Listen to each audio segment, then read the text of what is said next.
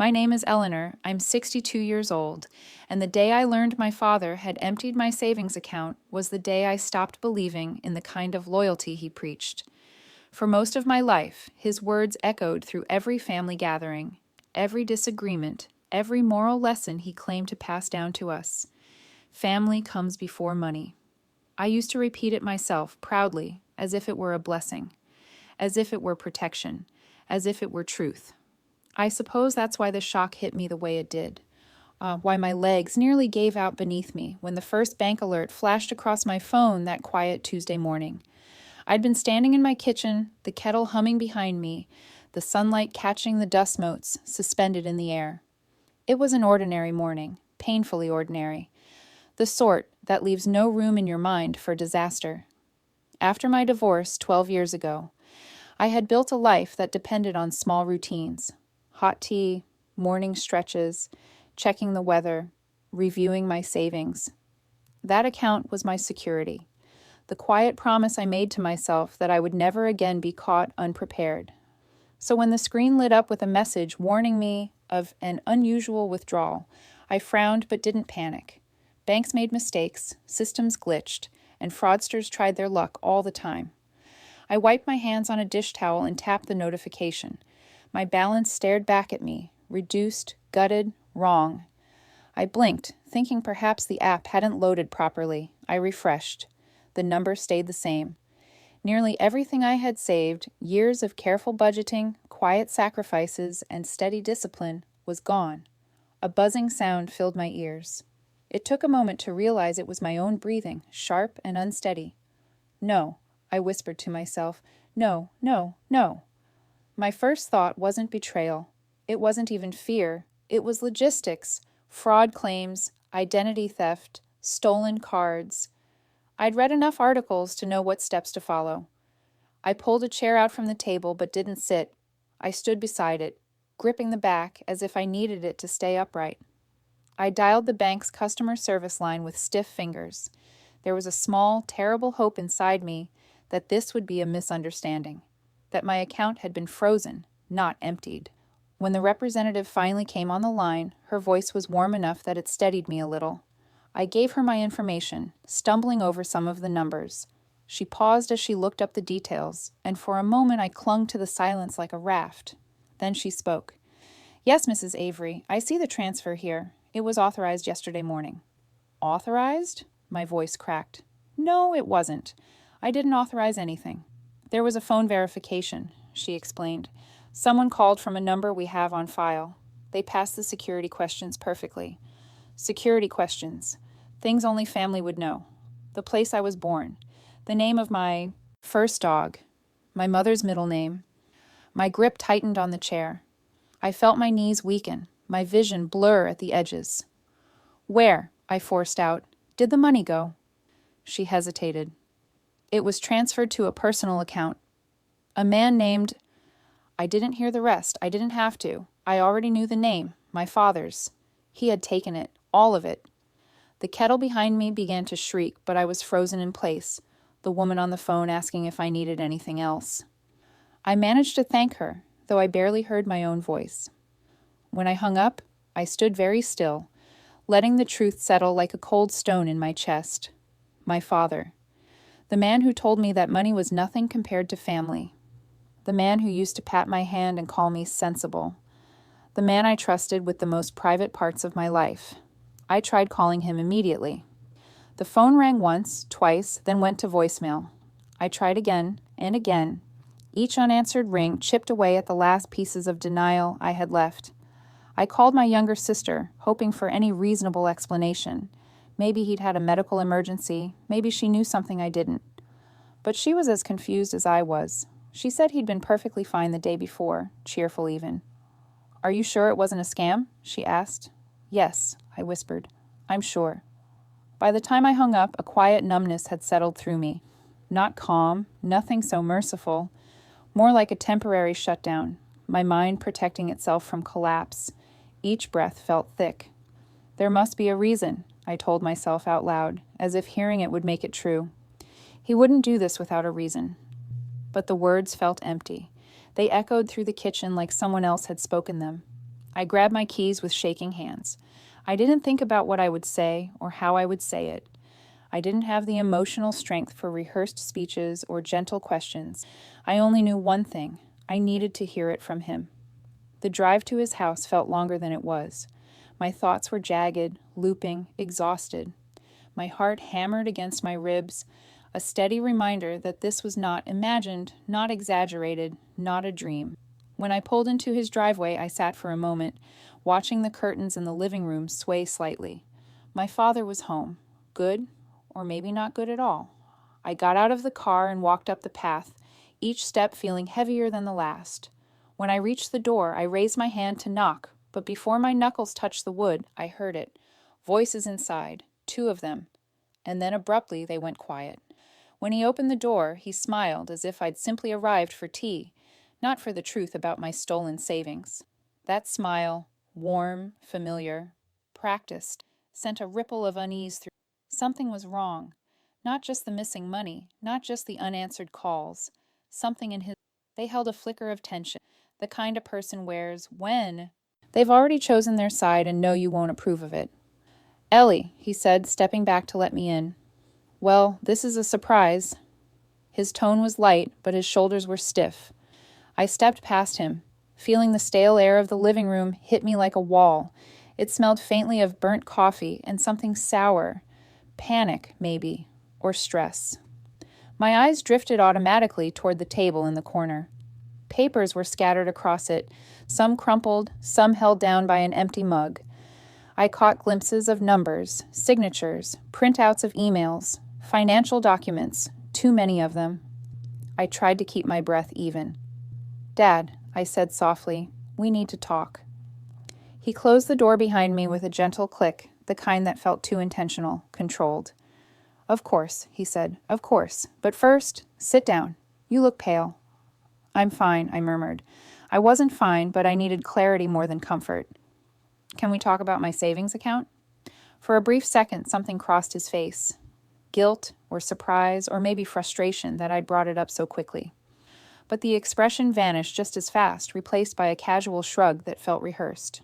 "Oh, that," he said. "Ellie, it's nothing to get worked up about." Nothing. Nearly the entire safety net I'd built for 12 years, and he said it was nothing. My pulse thudded in my ears. "I got an alert this morning," I said. "The bank told me where the money went. They said you authorized the transfer." He nodded, as if I were confirming a grocery list. "Yes, I did." The simplicity of his admission left me momentarily speechless. No excuses, no explanations, just unvarnished ownership. "Why?" I whispered. He gave a small sigh and walked toward the table, avoiding the scattered papers with a sort of practiced ease. "It's temporary," he said over his shoulder. "A borrowing, that's all." Borrowing. As if it were spare change from a jar, not the culmination of my adult resilience.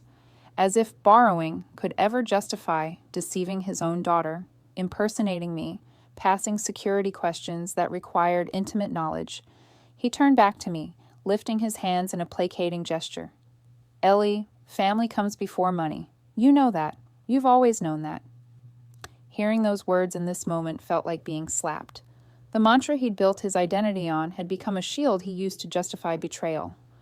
I swallowed hard. "That phrase doesn't mean what you think it means, and it certainly doesn't mean you can empty my account."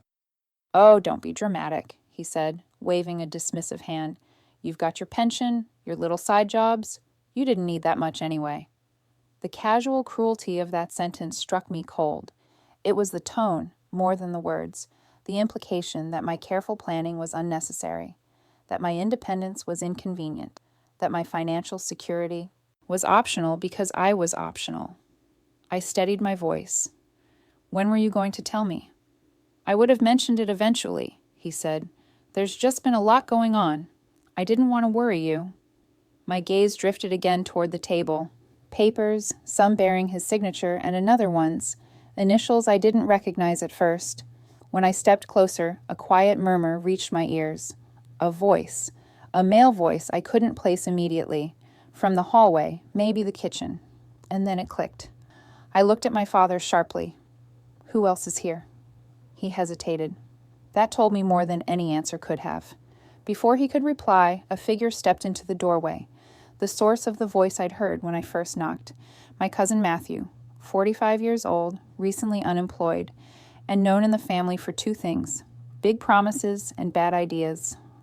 I felt my stomach drop. "You," I said quietly. Matthew offered a tight smile. "Hey, Eleanor." My father cleared his throat. "We've been working on something. Nothing to worry about. Just business." Business. With Matthew. The cousin who once asked me to co-sign a loan I barely understood. The cousin who had a habit of appearing only when he needed help and disappearing as soon as consequences arrived. I drew a slow breath, forcing myself back into my body. "Dad," I said, turning to him, "is this what the money is for? Some business with Matthew?" My father shifted uncomfortably. "He's family, Ellie. He's hit a rough patch. We're helping each other." I froze at the plural. We.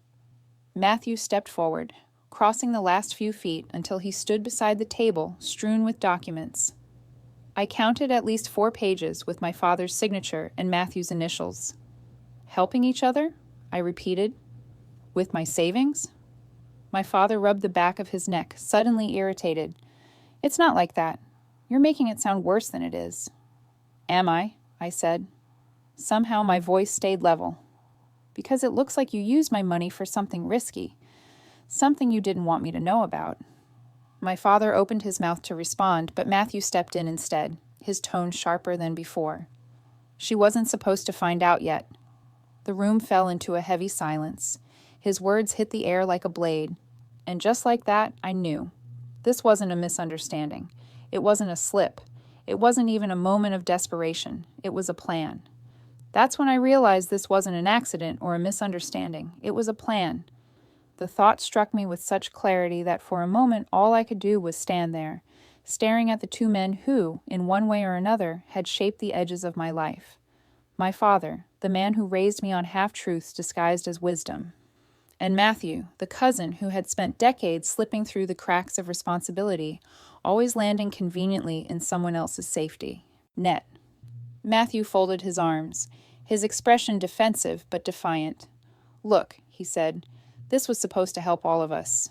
I've got the contacts, your dad has the experience, and you had the capital." My father winced at the bluntness of that statement, but he didn't deny it. He didn't even flinch. I turned to him slowly. "Capital?" I repeated. "Is that what you reduced my savings to? A resource for your schemes?" He opened his mouth, closed it again, then finally managed, "It's a business opportunity, Ellie. You have to understand that." "No," I said quietly. "I don't." Matthew stepped closer, smoothing a page on the table. "Distressed properties," he said, tapping a printout. "Foreclosures, tax liens, run-down places the city wants off its hands. We buy them cheap, clean them up, flip them. Huge potential." Potential. The same word he'd used in half a dozen failed ventures since his 20s. Every idea had potential. Every outcome had disaster. "And you use my savings for this?" I asked. My father stepped in, his voice tight. "We needed seed money. The bank wouldn't approve the loan without collateral." My chest tightened. "What kind of collateral?" His eyes darted away. "I co-signed something." "With my funds," I said. He nodded once. "It was the only way to secure the deal." Matthew cut him off. And he was right to do it. "This is going to pay off. You'll get your money back, and then some." I stared at both of them, feeling something inside me fracture. Not a dramatic breaking, but a quiet, precise crack. The kind you don't hear until suddenly the structure collapses. "You didn't even ask me," I said. "You stole my identity. You passed my security questions. You took what I spent 12 years rebuilding." Matthew rolled his eyes. "Stolen is a strong word." "It's the correct word," I said. My father took a step toward me, hands raised in placation. "Ellie, please, don't turn this into something ugly. We're doing this for the family." There it was again. That phrase, hollow and rusted. Family comes before money. Only now I saw the truth beneath it. The phrase had never been about loyalty. It had always been about expectation. His expectation that I would sacrifice, that I would give, that I would bend. "What exactly did you co-sign?" I asked. He hesitated too long. "Dad," I said, my voice cracking slightly, Tell me. Finally, he sighed. The loan was bigger than we planned, and the bank needed assurance, so we used your savings as proof of liquidity. My stomach twisted. You leveraged my entire account. He didn't answer. He didn't have to. Matthew jumped in again, more impatient now. It's already in motion. Contractors, inspectors, legal filings, everything's lined up. We can't pull out now, not without losing everything. There's nothing to lose if it wasn't yours to begin with, I said. They exchanged a glance, and that glance told me everything. They hadn't expected me to catch on this early. They had planned to show me a polished explanation much later, after the deal was done, after the money was irreversibly committed, after I had no choice but to accept it. My father sank into his armchair, looking suddenly small, older, but not remorseful, tired maybe, and worried, but not sorry, and certainly not innocent. Why? I asked, softer than before. Why didn't you talk to me first? He rubbed his forehead. Because you always overreact. You're cautious to the point of paralysis. You would have said no before even hearing us out. So you decided for me, I said, for my own good. He didn't deny it. For a moment I looked at him. Not the father I wished I'd had, but the man he was. A man who had always assumed my stability was his right to draw from. A man who hid his choices behind paternal authority. I took a step back. I want the money returned. Now. Matthew let out a sharp laugh. That's impossible. It's tied up in the first acquisition already. My father nodded miserably. It's true. We can't reverse it. Yes, I said. You can. You just won't. Again, silence. Heavy, condemning. I looked around the room once more. The scattered papers, the uneaten food, the signs of rushed planning and reckless ambition. None of it belonged to me, yet my entire future lay entangled in it. I realized then that staying any longer would only feed their narrative that I could be managed, convinced, absorbed into their decisions. So I straightened my shoulders, walked to the door, and opened it without another word. Ellie, my father said, standing halfway from his chair. Come on, don't leave angry. I'm not angry, I said, turning to face him. I'm awake. Then I left. The evening air was cold when I stepped outside, but the clarity it brought was sharp and steadying. I walked to my car with slow, deliberate steps, each one a reminder that I still had agency, even if they had tried to strip it from me. I would gather proof, every detail, every document, every word. I would protect myself the way no one else would. By the time I reached home, the numbness had faded, replaced with a quiet, determined heat. Then, just after 10 o'clock, my phone rang. My father's name appeared on the screen. I let it ring twice before answering. Ellie? His voice was strained. Please don't involve anyone else. His warning wasn't about helping me. It was about protecting something he didn't want me to uncover. That was my first thought after I ended the call with my father. The tremor in his voice hadn't been fear for me. It had been fear of exposure, fear of consequences, fear of the truth, my truth, slipping into someone else's hands. So I did the only thing that made sense. I began documenting everything. I pulled out a notebook, one I'd once used to track job applications after my divorce, and opened it to a fresh page. My handwriting looked stiff at first, shaky from the emotions scraping through me, but I forced myself to write anyway. Dates, times, exact words, every transfer notification, every bank alert, every fragment of information I'd gathered so far. I printed screenshots. I downloaded statements. I wrote down my father's tone, Matthew's phrasing, the papers I remembered on the table.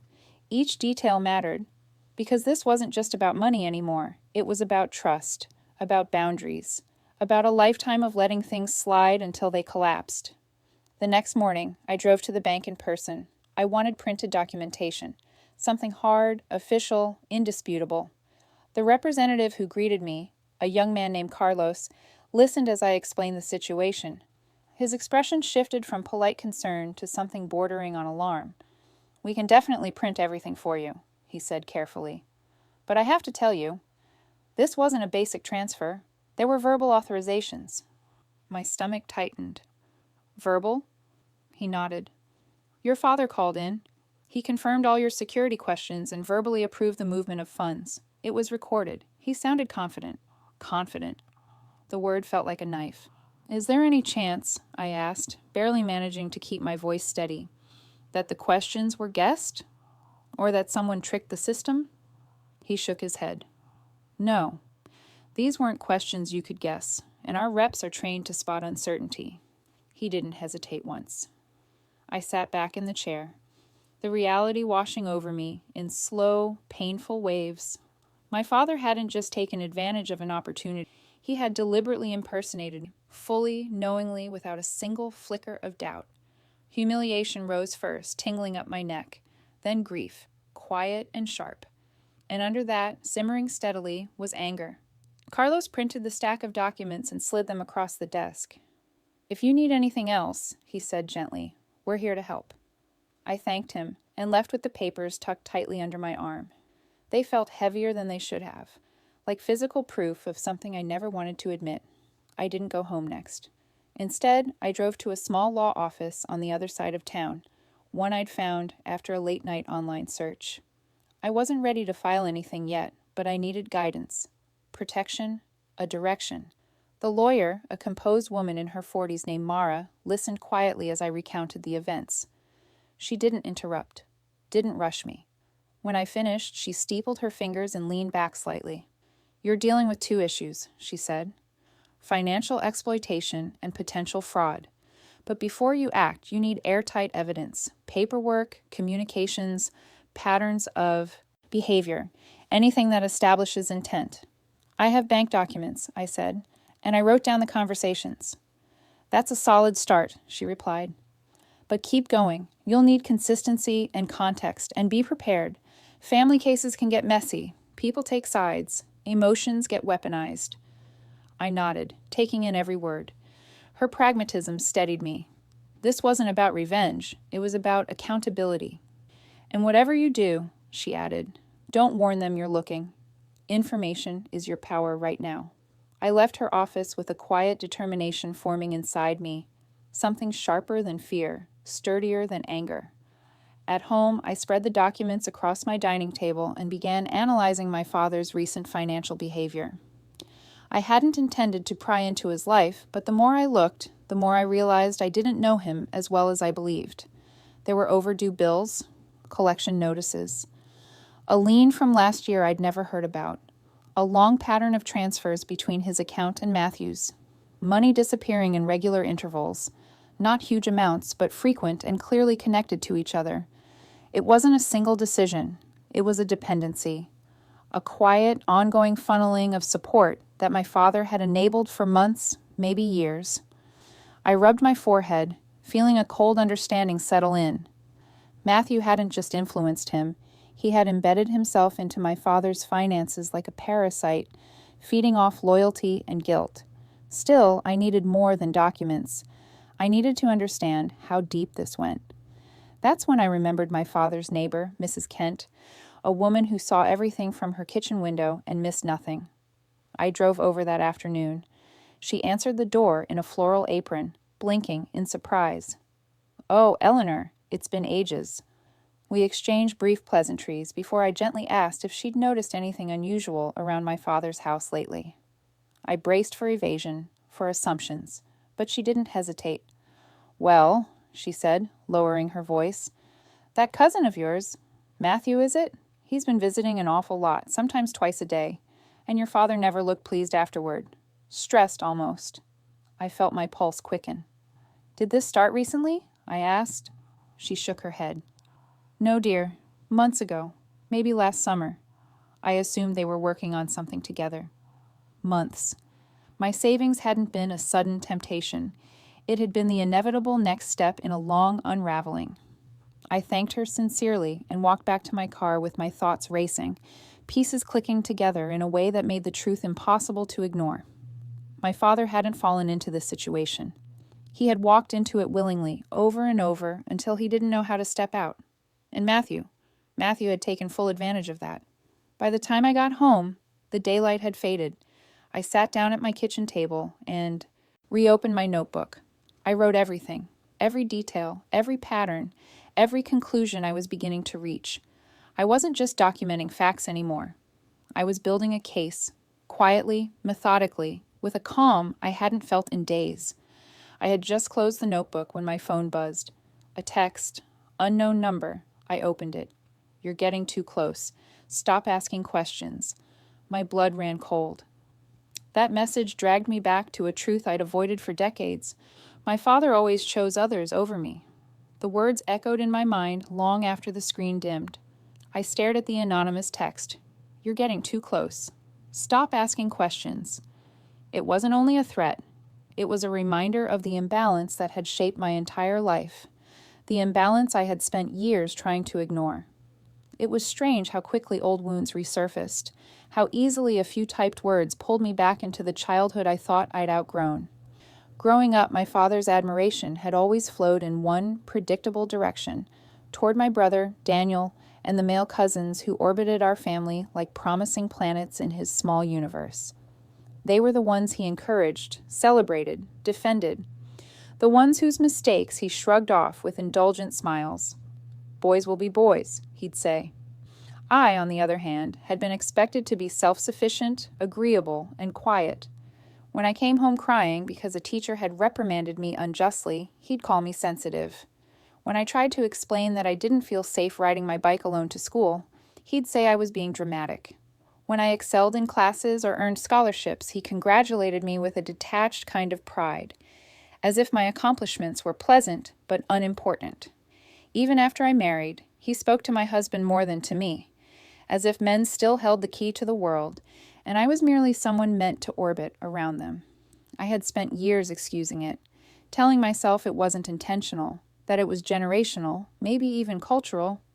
But as I sat at my dining table with the anonymous text still glaring up at me, the pattern became impossible to ignore. This betrayal, this calculated taking of my savings, wasn't an isolated error. It was the culmination of a lifetime of minimizing me, a lifetime of assuming my needs were flexible, my boundaries negotiable, and my silence guaranteed. The realization hit me with a slow, aching clarity. I needed someone to talk to, someone whose loyalty wasn't conditional, someone who loved me without expectation or convenience. So I grabbed my keys and drove across town to my daughter's apartment. When she opened the door, Maya's face broke into immediate worry. "Mom, it's late. Is everything okay?" I tried to smile, but it faltered. "I need to talk." She stepped aside instantly, ushering me in and wrapping me in a hug that nearly undid me. Her embrace had always been a safe place, stronger and more grounding than any promise my father had ever made. We sat on her sofa, and I told her everything, the transfer, the impersonation, the scheme with Matthew, the threat, all of it. I expected disbelief, maybe confusion. Instead, her reaction was swift and fierce. "He did what?" she demanded, her eyes wide, her hands clenched tightly on her knees. "Grandpa?" "Yes," I whispered. "Mom." She shook her head, anger flashing across her features. "This isn't just wrong. It's sick. He stole from you. He used your trust to do it." "I know. And Matthew..." She cut herself off, exhaling through her teeth. "Why does that man keep reappearing like some curse? He's been draining people for years." Hearing her words felt strangely validating, not because she was angry, but because she saw the situation clearly, without the haze of obligation that had clouded my own thinking for so long. "Are you going to file something?" she asked. "I don't know yet," I admitted. "The lawyer said I need to gather more proof first." Maya nodded firmly. "Good. And Mom, listen to me. Don't let him guilt you out of doing what's right. Grandpa might be your father, but that doesn't give him the right to treat you like an afterthought, or a bank account." A quiet sting settled beneath my ribs. She was right. And hearing it from her, not from my own frustrated thoughts, but from someone who saw my value without condition, brought a clarity I didn't realize I'd been missing. "I've spent a long time avoiding confrontation," I said softly, more to myself than to her, not wanting to upset him, not wanting to break the fragile peace. She reached for my hand. "And what has that peace cost you, Mom?" I looked down at our joined hands, the warmth of them steadying me. "Too much," I said. For the first time since the transfer, my breath felt full. My spine felt straighter. There was grief, yes, a deep grief for the father I wished I'd had, but there was also a growing resolve. I need to protect myself, I said, not just financially, emotionally. I can't keep shrinking to preserve his comfort. Maya squeezed my hand. Good, because you deserve better, and I'll help you every step of the way. We talked a little longer, making tea and sitting in the soft glow of her living room lamp. She reassured me, reminded me of my strength, grounded me in the reality that this wasn't my fault. It wasn't overreaction. It wasn't betrayal on my part to seek accountability. It was survival. And as I drove home later that night, the air cool and the roads quiet, I felt the shift inside me deepen. Something that had been dormant for years stirred, something steady, unapologetic. This time, I wouldn't shrink. This time, I wouldn't excuse. This time, I would stand my ground. When I got home, I changed into pajamas and sat on the edge of my bed, preparing to sleep for the first time with a sense of purpose rather than panic. Then I noticed the voicemail notification on my phone. One new message, from my father. I pressed play. His voice burst through the speaker, trembling, frantic, breathless. Ellie, please come. I messed up. When I arrived, the house was in disarray, and for the first time, my father looked genuinely afraid. Those were the only words running through my mind as I stepped over the threshold of his living room. The place that had always been meticulously kept, organized to the point of rigidity, now looked like a storm had ripped through it. Papers littered the floor. Folders lay half open on chairs. A mug had smashed near the coffee table, its shards scattered like tiny white teeth across the rug. My father sat amid the chaos, elbows on his knees, hands buried in his hair. When he lifted his head, the expression he wore wasn't defensive or dismissive or self-righteous. It was raw. Ellie, he rasped, thank God you came. I didn't sit. I couldn't. The energy in the room felt fractured, unstable. What happened? He scrubbed his face with both hands. It's Matthew, he said. He's gone. Gone? I echoed. Gone where? He shook his head helplessly. I don't know. He left last night, and he took more money. The words settled like cold ash in my lungs. Another wave of betrayal, not surprising, not shocking, but deeply, painfully predictable. What money? I asked. My voice clipped. He gestured vaguely toward the mess around him. My retirement account, the loan advance, your savings were already gone, you know that, but I thought, he said, his voice broke for a moment. He said he could fix it, that he just needed one last push.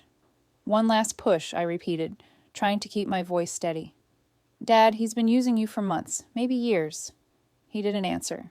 He just stared at the floor, the truth finally catching up to him in a way he could no longer dismiss. I knelt down and picked up a document from near my foot, a property assessment form. The numbers were absurd, overpriced, overestimated, laughably optimistic projections that only a desperate or foolish person would believe. You gave him everything, I said quietly. He swallowed hard. I trusted him. You trusted him with my money, I said, with my future. His shoulders sagged. I know. There was guilt in his voice, but woven through it, unmistakably, was something else. Desperation. Not the desperation born of remorse, but the kind born of consequence. Dad, I said, taking a slow breath, why did you use my savings? Why not your own? Why not talk to me first? He hesitated. The moment stretched thin. Finally, he looked up at me, his eyes watery and conflicted. Because yours was easier to access, he said, and I thought you'd understand. You always do. My stomach dropped. There it was, the truth beneath all truths. Not necessity, not logic, not even manipulation, convenience. I felt something inside me go still, not broken, not defeated, just still. The kind of stillness that comes after the final realization that a person you love will never be who you needed them to be. You thought I'd understand, I repeated. After you impersonated me, after you drained my account, you thought I'd just forgive you. He winced. I knew you'd be upset at first, but what? I cut in. That I'd calm down, that I'd excuse it, that I'd make myself small to protect your comfort. He opened his mouth, then closed it again. He didn't deny it. He couldn't. I stood, brushing off my knees, The air in the room felt heavy, thick with the consequences of choices he refused to acknowledge fully. "Dad," I said, "this isn't just a mistake. It's fraud. It's exploitation. It's illegal." He shot to his feet. "Illegal? He's family." "So am I replied. "But that didn't stop you." His face crumpled, equal parts shame and shock. "Ellie, I'm begging you, don't take this to anyone else. We can fix it ourselves. Matthew will come back." "No," I said gently. "He won't." I could see the denial rising again, the old pattern, the wishful thinking that had enabled Matthew's chaos for years. But I couldn't save him from it. Not anymore. "I'm going to handle this legally," I said. He recoiled as if I'd struck him. "Legally? Against me?" "I have to protect myself," I said, keeping my voice calm. "I gave you every chance to explain, and even now you're more worried about Matthew than you are about what this has done to me." "That's not true," he whispered. But it was. He stepped toward me, trembling. "Please, Ellie, if you file something, if you talk to lawyers, if you make this public, you'll destroy the family." I looked at him for a long moment. Really looked. Not at the father I wanted, or the man I kept trying to justify, but the person standing in front of me, flawed, frightened, and unwilling to face the damage he had caused. "I'm not destroying anything," I said. "I'm protecting myself from something that's already been destroyed." I picked up my purse and turned toward the door. Behind me, his voice cracked with one last attempt, brittle and desperate. "If you do this, you'll destroy the family." I paused, but I didn't turn around. The family, I thought, had been cracking long before this moment. I was just finally stepping out of the rubble. For the first time in my life, I chose truth over keeping the... That sentence lived at the front of my mind as I walked into the lawyer's office with a folder so full it bulged at the seam. Bank statements, printed transfers, time-stamped notes, screenshots of messages, the anonymous text, neighbor testimonies, every piece of evidence I had gathered in the last sleepless stretch of days. My hands trembled slightly as I set it on Mara's desk. She looked at the folder, then at me. "You've been busy." "I had to be," I said. "It's time." She nodded once, a slow, affirming motion. "All right, Eleanor, let's begin." What followed felt strangely procedural, almost anticlimactic in its steadiness. We went page by page, fact by fact, action by action. I spoke clearly, even when my voice wavered. Mara typed steadily, asking clarifying questions without judgment. When she finally sat back in her chair, she exhaled softly. "This is strong," she said. "Very strong." "Strong enough?" I asked. She held my gaze. "Yes, we can move forward." The next steps unfolded like the clicking of gears that had long been jammed, but were finally moving again. Slowly, decisively. We filed an official fraud report with the appropriate authorities. Unauthorized transfer, impersonation, financial exploitation. Not framed with vengeance, but with necessity. With protection in mind. Protection not only for myself, but for anyone else my father might unintentionally enable or betray. Mara explained my options for civil recovery, restitution, charges, asset tracing. I listened carefully, absorbing every detail, even when the technical jargon scraped uncomfortably against my emotions. Every step felt like reclaiming a small piece of myself. Afterward, at her suggestion, I returned to the bank and met with the fraud department in person. The investigator, a stern man with a calm demeanor, added my new documentation to the case file. "We'll escalate this," he said. "The impersonation is serious." He paused before adding, more softly, "I'm sorry you're dealing with this from a family member."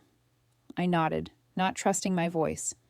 Back home, Maya sat with me at my dining table while I opened a new secure account, something the bank recommended. She helped me set up multi-layer authentication, a credit freeze, and an emergency savings plan to replace what had been taken. "I'm proud of you," she said as she typed in new passwords, her brow furrowed in concentration. "You're fighting for yourself, maybe for the first time."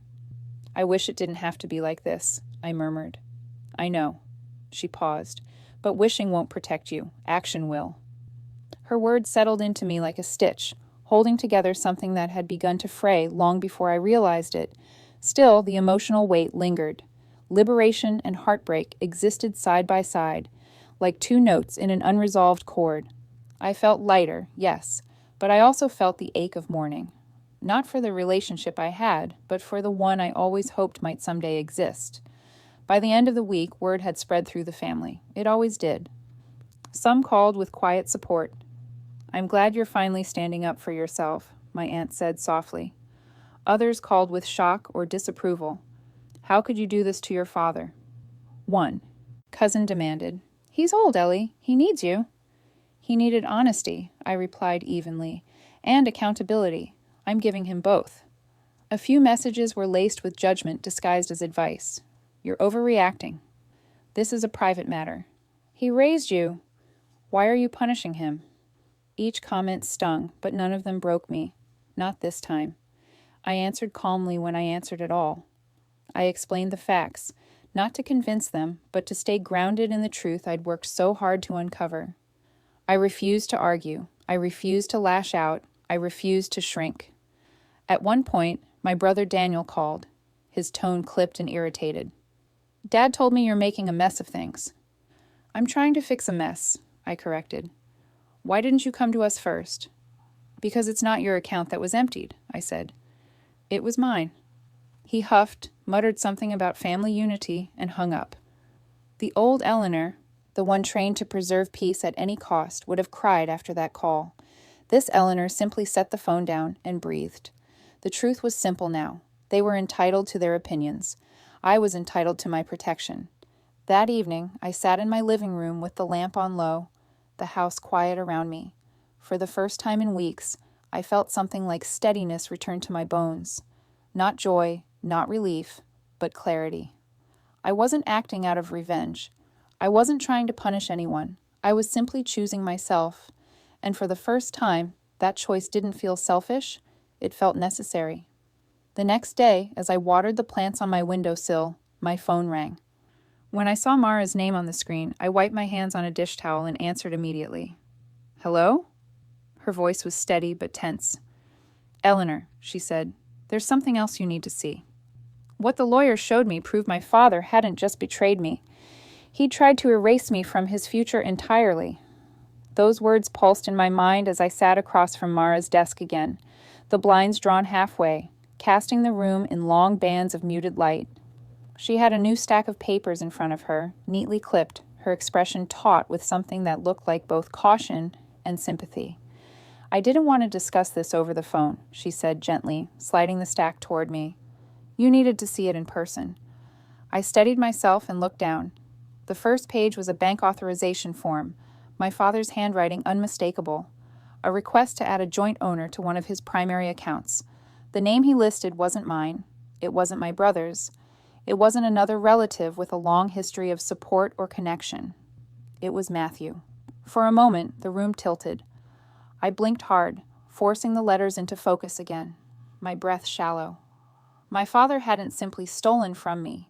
He had tried to replace me. I flipped to the next page with fingers that didn't feel like my own. A legal document, a draft of an updated will. Executor. Matthew's name again. My own name was crossed out, blotted with a single, decisive line. My throat tightened with a painful sharpness I hadn't felt since the darkest days of my divorce. The sensation of being discarded, diminished, quietly rewritten out of someone's story. "This wasn't recent," Mara said quietly. "These documents were drafted before the transfer from your savings. Months before." Everything inside me stilled. Months. While I visited him regularly, brought him groceries, helped with errands, while I called to check in, while I drove him to appointments, while I believed he trusted me, valued me, saw me as part of his life, he had been making arrangements to cut me out entirely. "Why?" I whispered. Mara's voice softened. "People make decisions under manipulation, pressure, guilt. Matthew has a long pattern of coercive behavior, but regardless of the reasons, these actions matter. Legally and emotionally. Emotionally." The word felt too small, too contained, for the ache spreading through my chest. This wasn't just about money. This was about belonging, about loyalty, about the quiet truths in every family, the invisible hierarchies, the favoritism that never fully fades, the wounds that scar deeper with age rather than healing. I felt grief rise like a tide. grief for the father I thought I had, for the relationship I kept trying to salvage, for the hope I had carried long past reason. But beneath the grief, woven just as strongly, was clarity. "This isn't one mistake," I said. "No," Mara agreed. "It's a pattern. A pattern of elevating Matthew, a pattern of minimizing me, a pattern of trusting the wrong people, then expecting me to shoulder the consequences." I exhaled slowly, letting the truth settle. "What are my options?" I asked. Mara leaned forward, her tone shifting into its professional steadiness. "We proceed with full financial restitution. The evidence is already in your favor. Unauthorized transfer, impersonation, misuse of identity. His attempt to restructure his estate in favor of the cousin is separate, but it supports your case by illustrating undue influence." I nodded, listening to each word, grounding myself in the practical steps, even as my heart felt bruised. "We also file a protective notice," she continued, "just in case Matthew attempts to contact you again about the situation." "I've already blocked his number," I said quietly. "Good. Keep it that way." The next hour passed in a careful, methodical review of legal processes, filing timelines, court protocols, documentation requirements. I took notes, not because I wanted to, but because I needed to. Because this was no longer about piecing together fragments of a betrayal. It was about rebuilding the boundaries that should have been respected in the first place. When I left the office, the Yachan afternoon light was fading, casting the parking lot in a pale gold. I sat in my car for several minutes, staring at the steering wheel. I thought of my father's voice, shaking on the voicemail. I thought of his panic, his desperation. I thought of his refusal to see the harm he had caused. And for the first time, I understood something painful but essential. I couldn't save him from himself. Not from his choices, not from his illusions, not from the consequences he had tried so hard to outrun. I could only save myself. The decision settled into me with quiet finality, not triumphant, not vengeful, simply necessary. That evening I filed the final set of documents. I clicked submit and felt a weight shift inside me, not lifted entirely, but moved to a place where I could carry it without breaking. I blocked Matthew's email, deleted his messages. Then I sat at my dining table and wrote in my notebook, not evidence this time, but truth. My truth. What I had learned, what I was reclaiming, what I would no longer tolerate. For the first time, I was taking control of my own narrative, not the narrative my father shaped around loyalty, not the narrative the family inherited through silence. Mine. I went to bed that night, drained but steady, bracing myself for whatever came next. The next morning, as I sat at my kitchen counter sipping tea, my phone rang. My father's name flashed on the screen. My heart tightened, not with fear, but with a weary kind of readiness. I answered. His voice came through ragged, pleading, but determined. "Ellie, please, I want to tell you my side. Will you come to mediation?" I didn't come to reconcile. I came to end the cycle. Those were the words I repeated to myself as I stepped into the mediation room. The walls were neutral, the table polished, the chairs arranged with an almost clinical symmetry, a room designed for calm, but tension seeped into every corner anyway. My father was already seated at the far end. When he looked up and saw me, something flickered across his face. Relief, guilt, fear, maybe all three. But I didn't let myself interpret it. I had spent too many years interpreting him, trying to decode what he didn't say, filling in the emotional gaps he left behind. Today I was here for clarity, not speculation. Mara sat beside me, offering a quiet nod of encouragement. A mediator took the center seat and explained the process. Neutral ground, respectful communication, structured discussion. I listened, hands folded neatly in my lap, breathing slow and steady. I felt older than I was, but I also felt stronger. When the mediator opened the floor, my father spoke first. "Ellie," he said, his voice trembling slightly, I'm sorry. I never meant for things to get so out of hand." I remained still, composed. "I'm listening." He exhaled shakily. "Everything happened so fast. Matthew had these opportunities. He made them sound so promising. And I didn't want to burden you. I truly thought I could fix it before you ever found out. Excuses. familiar ones, draped in just enough regret to sound reasonable, but not enough accountability to be transformative. You impersonated me, I said gently. You took my savings. You planned to cut me out of your accounts, your future. These weren't impulsive decisions. He flinched. I know, Ellie, but you have to understand. Matthew pressured me. He painted pictures, made promises. I was stupid. Misguided, I corrected. But those choices were still yours. For a moment, he looked like he might cry. But then, just as quickly, he shifted. Blame creeping in around the edges. You've always been so guarded, he said softly, so determined to manage everything alone. I thought you wouldn't help unless I forced you to see how serious things were. There it was, the old narrative, that my boundaries were selfishness, that my independence was an obstacle, that the only way to earn my involvement was to violate my space. Once, those words would have unraveled me. Today, they slid past without landing. I hear you, I said, but none of that justifies what you did. Not then, not now. He looked down at the table. I'm sorry, he said again, quieter this time. And he was sorry, I think, but sorry is not the same as changed. He wanted forgiveness without full responsibility. He wanted peace without the discomfort of honesty. The mediator looked to me. Eleanor, is there anything you'd like to express before we discuss terms? I nodded. Yes.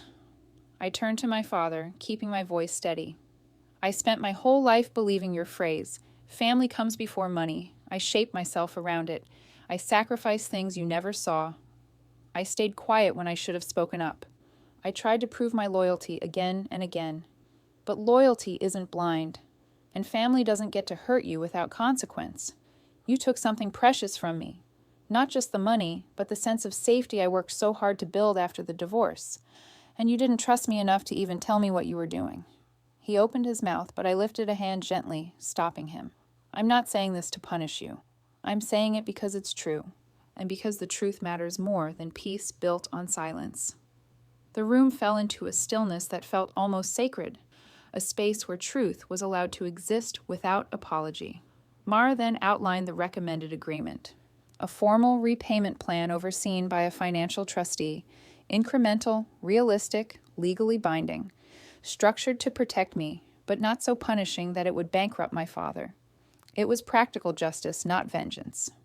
My father looked defeated, but he nodded. I'll pay it back, he murmured. I will, I promise. Promises, I thought. He had always been generous with those. Still, this one wouldn't rely on trust alone. There would be oversight, structure, boundaries he could not cross. When the paperwork was presented, I signed first. Then he did, his hand shaking slightly. And then came the part I had rehearsed privately, the part that mattered just as much as the legal agreement.